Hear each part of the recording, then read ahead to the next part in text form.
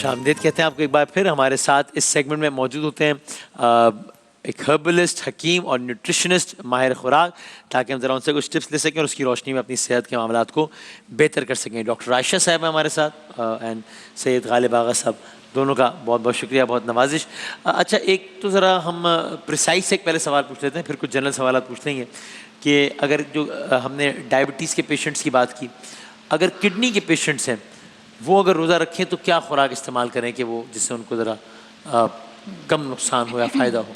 खुराक ऐसी हो जिसमें एनिमल प्रोटीन का इस्तेमाल कम से कम हो। सैचुरेटेड फैट्स, बाहर की खाने, फ्रोज़न फूड्स, ये जो हम लेके आ जाते हैं बहुत सारे तलते हैं, इनका इस्तेमाल कम हो। और ख़ुराक में ज़्यादातर किडनी पेशेंट्स का ये होता है कि जो उनकी यूरिन की तब्दीली होती है उसी से पता चलता है कि खुदा न खास्ता कुछ ना कुछ गड़बड़ हो रही है, यूरिन का कम आना, ज़्यादा आना, फ्रीक्वेंसी। तो एक बहुत अच्छा डाइट प्लान जो है वो खिदमत में पेश कर देती हूँ कि सहरी में वो एग वाइट्स का इस्तेमाल कर सकते हैं, साथ में चपाती लें, 2 से 3 चम्मच दही का इस्तेमाल करें ताकि पूरा दिन प्यास ना लगे। पानी का बहुत ज़्यादा इस्तेमाल किडनी पेशेंट से नहीं करना होता, तो 1 से 2 गिलास उन्होंने पानी का इस्तेमाल किया। और एक सेब का इस्तेमाल बिल्कुल वो ज़रूर करें। इफ्तार में उन्होंने पानी का इस्तेमाल किया और उसके बाद उन्होंने जो है खीरों का इस्तेमाल किडनी के पेशेंट्स कर सकते हैं तो करें ज़रूर। और अनसॉल्टेड कोई भी चीज़ इस्तेमाल करेंगे। हमारे यहाँ जो पापड़ वगैरह तले जाते हैं, तलन हैं, फ्राइड आइटम्स हैं और बहुत सारी जितनी भी पिकल्स और अचार और चटनियाँ होती हैं, तो किडनी के पेशेंट्स ने इनका इस्तेमाल बिल्कुल भी नहीं करना, क्योंकि सॉल्ट का इस्तेमाल बहुत कम करना होता है। तो इनसे बिल्कुल ममानियत करनी होती है इस वजह से, क्योंकि जितना नमक का इस्तेमाल करेंगे उनके लिए प्रॉब्लम्स हैं। क्रॉनिक किडनी डिजीज़ के पेशेंट्स जो कि किडनी फेलियर की तरफ जा रहे होते हैं वो रोज़ा ना रखें तो बेहतर है, क्योंकि किडनी इस तरीके से इतनी ज़्यादा देर तक बगैर पानी के नहीं रह सकती। किडनीज़ को बहरहाल पानी की ज़रूरत होती है फ्लूइड्स को डाइल्यूट करने के लिए। जो पेशेंट्स डायलिसिस पे हैं वो भी नहीं रोज़ा रख सकते, क्योंकि वो IV फ्लूइड्स उनको डालने होते हैं। फिर डिनर में उन्होंने चूँकि सहरी में उनको चपाती दे दी है, तो डिनर में अल्हम्दुलिल्लाह वो ब्राउन राइस का इस्तेमाल कर सकते हैं। और ब्राउन राइस के साथ उन्होंने फूल गोभी, बंद गोभी, कैबेज, जो ग्रीन वेजिटेबल्स हैं इसका इस्तेमाल कर सकते हैं। और वो चाहें तो पास्ता का इस्तेमाल भी कर सकते हैं, लेकिन वो बिल्कुल भी उसके अंदर नमक का इस्तेमाल ना हो। विटामिन C वाली चीज़ें इस्तेमाल की जा सकती हैं, जैसे कि मैंने बताया खीरा है, सेब है। ये एक बेहतरीन डाइट प्लान है जो कि किडनी वाले पेशेंट्स इस्तेमाल कर सकते हैं। ठीक है, अगर इसी मुताबिक आप भी बताइएगा, किडनी पेशेंट्स रख सकते हैं रोज़ा, और रखें तो फिर वो ज़ाहिर है वो शरई उसका पहलू अलग है, मैं तो हेल्थ के पर्सपेक्टिव से इसको मैं थोड़ा सा क्लासिफाई करूंगा। जैसे डॉक्टर साहब ने कहा CKD, क्रॉनिक किडनी डिजीज़, जो कि पेशेंट जिनका क्रेटिनिन लेवल या यूरिया लेवल बहुत ज़्यादा है और वो डायलिसिस की तरफ हैं या डायलिसिस हो रहा है, उनसे तो रिक्वेस्ट होगी कि बिल्कुल भी रोज़ा ना रखा जाए तो ज़्यादा बेहतर होगा, वरना उनके किडनीज़ पे और प्रेशर पड़ सकता है। इसके अलावा 2 या 3 ऐसे इशूज़ और हैं जो किडनी डिजीज़ में ही आते हैं, जैसे कि हाइड्रोनेफ्रोसिस। ये किडनी पे वर्म की कैफियत हो जाती है, किडनी पे कोई ऑब्स्ट्रक्शन या कोई भी वजूहत हो सकती है जिसकी वजह से किडनी पे वर्म की कैफियत आ जाती है, जिसमें हम लोग रिकमेंड करते हैं कि पानी का इंटेक ज़्यादा करें। मैं ये बिल्कुल नहीं कहूँगा कि रोज़ा ना रखें हाइड्रोनेफ्रोसिस के पेशेंट्स, रोज़ा ज़रूर रखें, मगर इफ्तार से लेकर सहर तक कम से कम 8 से 10 गिलास पानी का इस्तेमाल ज़रूर करें। इसके साथ साथ एक चीज़ जो अर्ज़ कर सकता हूँ, जो कार्बोनेटेड ड्रिंक्स होती हैं उनका इस्तेमाल किसी भी किस्म के किडनी डिजीज़ में फ़ायदेमंद बिल्कुल भी नहीं होता, बल्कि बहुत ज़्यादा शदीद नुकसानदेह साबित हो सकता है। इसके अलावा कुछ ऐसे पेशेंट्स होते हैं जैसे कि UTI के यूरिनरी ट्रैक इन्फेक्शन, जलन हो रही है पेशाब में, पेशाब येलो आ रहा है, कुछ लोगों को रुक के आता है, और अक्सर ये ख़वातीन जो कि 40+ हैं उनको रोज़ा रखने के बाद हो जाता है। उसकी 3 मेन रीज़न्स हैं। पहला ये कि पूरा दिन किचन में रहना, गर्मी में रहना और अपने आप को उस तरह हाइड्रेट नहीं रख पाते। नंबर 2, पानी का इस्तेमाल बहुत ज़्यादा कम है। आजकल मैं देखता हूँ कॉलेज गोइंग बच्चियाँ पूरा दिन में सिर्फ 2 या 3 गिलास पानी पी रही होती हैं। इवन लड़के भी 2 या 3 गिलास पानी पी रहे होते हैं, उसके अलावा उनकी ज़िंदगी में पानी का इंटेक बहुत कम हो गया। तो वो किडनी के डिजीज़ में मुब्तला कर रहा है। हम बहुत साइलेंट किलर टाइप होता है ये कि जो बहुत बिगड़ जाता है तो पता चलता है खुदा न खास्ता कि किडनी फेलियर की तरफ आप जा रहे हैं। तो बेहतर है कि पानी एक नॉर्मल सी चीज़ है, बहुत आसानी से आपको मैसर है, उसकी कदर करें। उसको कम से कम 8 से 10 गिलास, जवान लोग जितने भी हैं 35-40 तक, और उसके बाद कम से कम 8 गिलास तो होना ही चाहिए अ डे। और इसमें बहुत सारी क्लासिफिकेशन इस तरह भी होती है कि एक बंदा जो कि पूरा टाइम AC में बैठा हुआ है उसकी रिक्वायरमेंट ऑब्वियसली कम है, लेकिन अगर मैं मुस्तकिल बाइक पर हूँ या यूनिवर्सिटी भी जा रहा हूँ इन केस, और मुझे वहाँ पसीना ज़्यादा आ रहा है तो मैं डिहाइड्रेट हो रहा हूँ, तो उसके लिए पानी का इंटेक आपका अकॉर्डिंगली होगा। ये स्पेसिफिक नहीं है कि 8 गिलास अगर आपने पी लिया तो ये मुकम्मल आपका पानी का इंटेक हो गया है। सही है जी, ये बहुत अहम बात है, इसलिए आप भी इस बारे में बताइएगा कि पानी पीने की अफादियत, उन्होंने अपने कॉन्टेक्स्ट में बताया, आप भी बताइएगा, क्योंकि हम मुख्तलिफ हवालों से सुनते रहते हैं कि इसका ये कितना ज़्यादा ज़रूरी होता है, तो इस बारे में आप भी बताइएगा वाटर इनटेक कितना ज़रूरी है और कितना होना चाहिए? वाटर इनटेक जो है ना वो हमारा जो जिस्म है वो 70% से भी ज़्यादा पानी से बना है, हाँ, ठीक है। हाँ। जितना हम अपने आप को हाइड्रेट रखते हैं, समझे कि हमारी गाड़ी का जो पेट्रोल है वो पानी है, उतना ही हम चलते रहेंगे।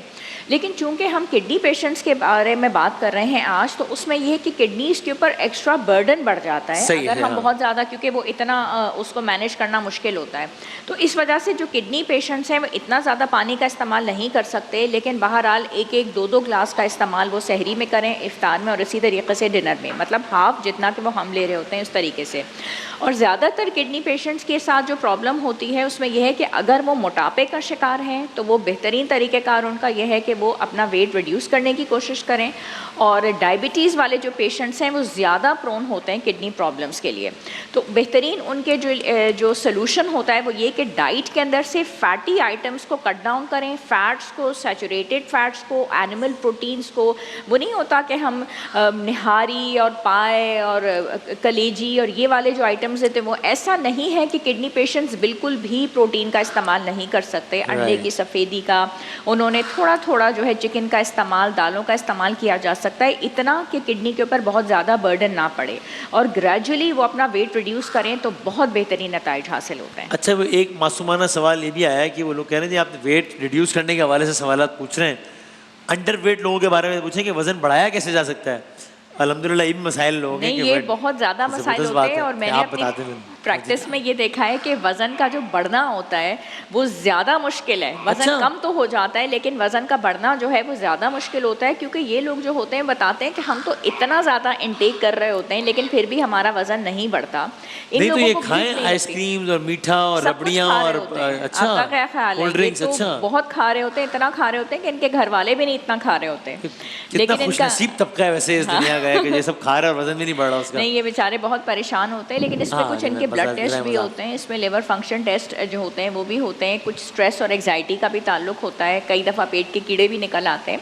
फिर इनको कुछ कई दफ़ा सिरप्स और वाइटामिन्स भी दी जाती हैं उनकी एपेटाइट को बढ़ाने के लिए, और कुछ ऐसे इनको डाइट में थोड़ी बेहतरी की जाती है, तो अल्हम्दुलिल्लाह रिज़ल्ट बहुत अच्छा आ जाता है। और अगर ये सिंघाड़ा पाउडर 1 बड़ा चम्मच सुबह शाम इस्तेमाल करते हैं पानी के साथ, साबूदाना जो है सुबह निहारमू इस्तेमाल करते हैं दूध के साथ, और बहुत अच्छा हमारे पास तो पाउडर होता है, एंश्योर पाउडर अवेलेबल है, 12 बजे और रात को वो दूध में इस्तेमाल करते हैं। खजूर का शेक अगर शाम में इस्तेमाल करते हैं, खजूर, किशमिश और अंजीर, इसको ग्राइंड करके इस्तेमाल किया जाता है दूध के साथ, और सिर्फ 1 महीना ले लें। अगर आज उनका 40 kgs है तो 1 महीने के बाद 50 kgs गारंटीड है, खजूर, अच्छा। किशमिश और अंजीर ग्राइंड करके दूध के साथ।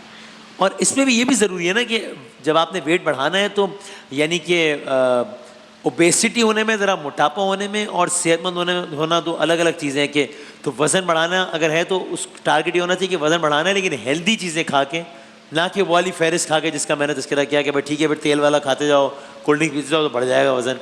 देखिए, कुछ लोग ऐसे होते हैं जो कि ये सब कर रहे होते हैं, उसके बावजूद उनका वजन नहीं बढ़ता। जी। जैसे डॉक्टर साहब ने कहा कि सिंघाड़े पाउडर एक बहुत अच्छी दवा है। मैं एक छोटा सा नुस्खा अगर अर्ज करूँ, 1 गिलास दूध लीजिए, उसमें आधा चाय का चमचा सिंघाड़ा पाउडर और आधा चाय का चमचा मूसली सफ़ेद, सिंघाड़े का पाउडर और मूसली सफ़ेद एक जड़ी बूटी होती है, ये दोनों चीज़ें आधा चाय का मिल जाती है आराम से बहुत मार्केट से? कॉमनली मिल अच्छा। जाती है। इंडियन मूसली कंपैरेटिवली ज़्यादा बेहतर होती है कंपैरेटिवली पाकिस्तानी मूसली से।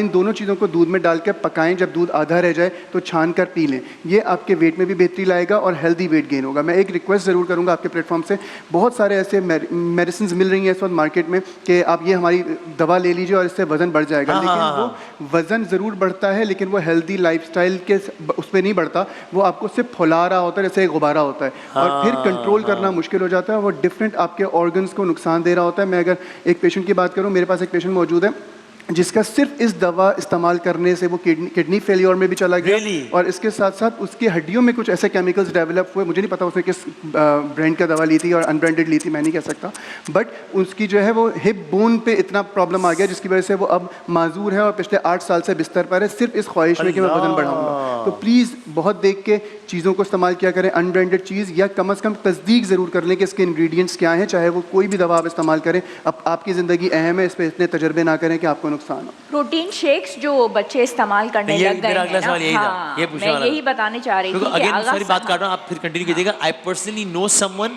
जिनके बच्चे की डेथ हुई जवान बच्चे की। I was just connecting इस the बात answer पे with this. कि वो जिम तो जाता था, अच्छी बात है जिम जाना है वो, लेकिन अब वो शौक था कि जरा फिल्म स्टार्स की तरह जरा ये Body and थोड़ा, all. तो उसके लिए वो रोजाना वो क्या कहते हैं, शेक्स ही कहते हैं ना, हाँ, shakes. वो पी रहा था एंड डेथ हो गई उसकी इस वजह से। Yes, I was just connecting the answer उनके साथ, आगा साहब के साथ। हमारे पास खुद बच्चे आ रहे होते हैं और माँ बाप इतने परेशान हैं। अच्छा, उन शेक्स की कोई मामूली कॉस्ट नहीं है। The G, G, cost of G, दो G. Shakes is around 8,000 to 10,000 rupees डब्बा आ रहा पर होता है, दैट yes. बॉक्स, ठीक है। मज़े की बात यह है कि आपने बच्चे को सबसे पहले देखें, घर मदरसा आपका घर है। माँ ने बच्चे को काउंसिल करना है कि तुम्हें अगर वाकई बॉडी बिल्डर, और उस एक्टर से मैं रिलेट क्या करूँ, ठीक है, हाँ। तो वो बनना है तो तुम अच्छी खुराक लो, ठीक है। आपने अंडों का इस्तेमाल कर लिया, गोश्त का इस्तेमाल कर लिया, ये जो प्रोटीन शेक्स इस्तेमाल हो रहे हैं इसको उस आप प्रॉब्लम के साथ कनेक्ट कर सकते हैं। इतना किडनी फेलियर में जाता है, इसकी जो प्रोटीन की क्वांटिटी इतनी ज़्यादा है कि हमारा जो मासूम किडनी, और वो स्पेशली उस बच्चे का किडनी इतना प्रोटीन मैनेज कर ही नहीं सकता, तब जाता है किडनी फेलियर में। आपको बॉडी अच्छी बनानी है, प्रॉपर इंस्ट्रक्टर के साथ आप ड्रिमिंग करें, डाइट आप बहुत अच्छी करें, उसमें आप गोश्त का इस्तेमाल करें प्रोटीन्स का। लेकिन अगर आप किसी डॉक्टर से पूछ के अच्छे विटामिन्स लेते हैं उसका कोई हर्ज नहीं है, अच्छे सिरप लेते हैं, हाँ, अच्छी सही। टैबलेट खाते हैं, ठीक है। Don't go for the protein shakes, वो एक्सपेंसिव है। अच्छा, मज़े की बात है कि माँ बाप जान छुड़ाने को कई आजिज़ होकर पैसे दे भी देते हैं, and they don't really understand कि बच्चे के लिए कितना बुरा है, और बच्चा वाकई आजिज़ कर देता है, क्योंकि साथ के बच्चे माँ बाप से पैसे लेके वो प्रोटीन शेक्स यूज़ कर रहे होते हैं। और सही है। इसका, और ये इरिवर्सिबल फेलियर में किडनी My जाती God, है, हाँ, अच्छा, दैट कैन नॉट अच्छा। Be reversed. तो यस, छोटा सा वैसे मैं कंटिन्यू करूंगा। मैं आपको एक होममेड प्रोटीन शेक बता देता हूँ जिसका ज़ीरो साइड इफेक्ट है। एक गिलास दूध लीजिए, 4 मगज़ लीजिए, 2 खजूर। क्या लीजिए? 4 मगज़ जो होते हैं, पम्पकिन सीड होता है उसमें, खरबूजे के बीज होते हैं, और 2 खजूर वो होते हैं। इनको चारों को डालिए उसमें दूध में, 2 खजूर ऐड कीजिए, 1 केला ऐड कीजिए, और 1 कच्चा अंडा ऐड कर दीजिए, कच्चा अंडा जर्दी समेत। इसको ब्लेंड कर लीजिए। ये होममेड प्रोटीन शेक है जिसका ज़ीरो साइड इफेक्ट है, और मैं ये नहीं कहूँगा कि उसका फ़ायदा उतना ही मिलेगा आपके मसल्स को जितना उस केमिकल वाले का मिल रहा है, लेकिन ये ज़ीरो होगा। इसमें किसी भी किस्म इसको का कितना साइड फ्रीक्वेंटली ले सकते हैं? रोजाना की बुनियाद पे ले सकते हैं, क्योंकि अच्छा। सारी चीजें आपके घर की हैं, अगर आपके वजन हाथ की। बढ़ाना मकसूद हो, वजन हेल्दी बढ़ाना तरीके से। मकसूद है। अच्छा, ओके ओके। दूध 4 मगज, 2 खजूर, 1 अंडा, 1 केला, सिर्फ 5 चीजें। एक आखिरी, बस वक्त भी खत्म हो गया कि वो आजकल बैरून मुल्क मैंने ज़्यादा देखा है, पाकिस्तान में शुरू हो गया कि पता नहीं वो कोई इंजेक्शन भी देते हैं और कोई दवा भी होती है कि जनाब it will keep your tummy flat, ताकि आप जो है वो ज़रा सेट रखें। हाँ। तो isn't it an inorganic unnatural way कि आप, अच्छा, और एंड इट वर्क्स ऑल्सो कि वाकई जना बड़ा फ्लैट स्टमक, तो देखने में बड़ा कूल लग रहा होता है, लेकिन वो खतरनाक नहीं है क्योंकि आप अननेचुरल तरीके से कर रहे हैं ना जो भी कर रहे हैं। एस्थेटिक एक टर्म है जो कि मेडिकल में यूज होती है, उसमें ये इंजेक्शन लगे, आई थिंक लिपोलाइट कहते हैं, lipolytic injections, lipolytic injection yes. रहते हैं। वो फैट बर्निंग होते हैं, फौरी तौर पर रिजल्ट आता है, लेकिन कोई भी चीज़ जो आपको फौरी असर करेगी वो कहीं ना कहीं लॉन्ग टर्म में आपको नुकसान ज़रूर देगी।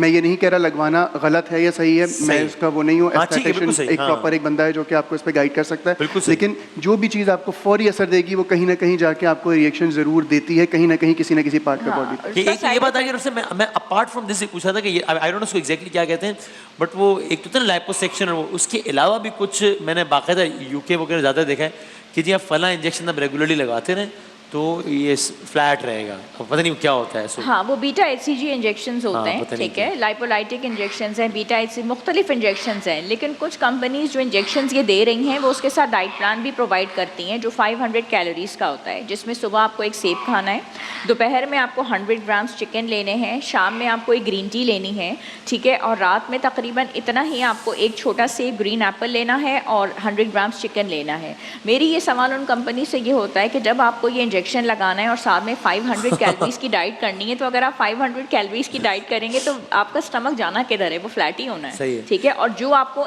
नुकसानात उस हार्मोन की वजह से होंगे, कार्सिनोजेनिक एजेंट्स हैं बेसिकली। लॉन्ग टर्म में अगर देखा जाए तो इसका पैनक्रियास के ऊपर भी बहुत असर है, और रिसर्चेस मज़ीद ये बताती हैं, तहकीकात से साबित होता है कि बहुत सारे कैंसर्स इस वजह से जन्म ले रहे हैं जबकि लोग इन प्रैक्टिसेस की तरफ जा रहे हैं। सही है। अपनी डाइट को बैलेंस रखें, कुदरत से करीब रखें, ऑर्गेनिक रखें, और फौरी रिजल्ट जाने से बेहतर यह है कि आप हफ्ते में 1 किलो अपना वज़न कम करने की कोशिश करें, ताकि जब वो जाएगा हफ्ते में एक दफ़ा तो आएगा भी देर से। लवली लवली, बहुत बहुत शुक्रिया दोनों का, बहुत बहुत शुक्रिया।